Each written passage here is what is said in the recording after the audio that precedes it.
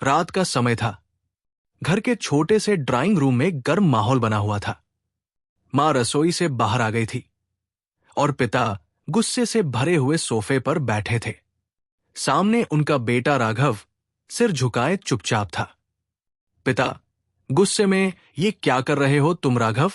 इतने बड़े हो गए हो, लेकिन अक्ल तो जैसे कहीं गिरवी रखती है। पूरे 1 लाख रुपए गेमिंग में उड़ा दिए।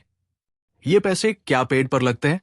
मां, परेशान होकर, राघव, क्या हम तुम्हें इसलिए पढ़ा रहे हैं कि तुम ऑनलाइन गेम में पैसे बर्बाद करो? तुम्हें अंदाजा भी है तुम्हारे पापा दिन रात कितनी मेहनत करते हैं? राघव ने सिर उठाया, लेकिन उसकी आंखों में पछतावे के बजाय एक अजीब सा डर था। राघव, धीमे स्वर में, मुझे लगा था कि मैं पैसे जीत लूंगा। गेम में थोड़ा और खेलना था, सब वापस आ जाता। पिता, गुस्से में चिल्लाते हुए, बस, और नहीं, ये खेल तुम्हें बर्बाद कर देंगे।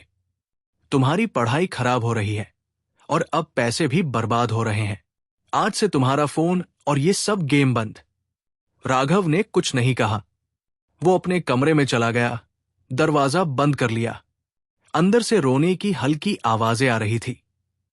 दूसरे दिन जब राघव स्कूल जाने के लिए अपने कमरे में से बाहर नहीं आया, तो उसकी मां ने दरवाजा खटखटाया, पर कोई आवाज नहीं आई। मां बोली, राघव, दरवाजा खोलो बेटा। देखो, हमें माफ कर दो। जब काफी देर तक कोई जवाब नहीं आया, तो पिता ने दरवाजा तोड़ दिया। अंदर का दृश्य देखकर दोनों के पैरों तले जमीन खिसक गई। राघव फर्श पर बेहोश पड़ा था। उसने कोई नशीली दवा खा ली थी। दोनों ही राघव को लेकर जल्दी से अस्पताल पहुंच गए। डॉक्टरों ने राघव की जान तो बचा ली, लेकिन उसने जो नुकसान अपने शरीर को पहुंचाया था, वो स्थायी था। अब वो सामान्य जीवन नहीं जी सकता था। मां, रोते हुए, क्यों किया ये सब? राघव, क्या हम तुम्हें समझा नहीं सकते थे? राघव, कमजोर आवाज में, मुझे लगा था कि सब मुझसे नफरत करते हैं। मुझसे गलती हो गई मां।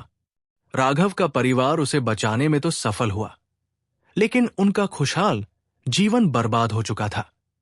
राघव अब कभी पूरी तरह ठीक नहीं हो सकता था, और माता पिता के दिलों में हमेशा एक दर्द रह गया। ऑनलाइन गेमिंग और पैसे का लालच युवाओं को गलत राह पर ले जा सकता है।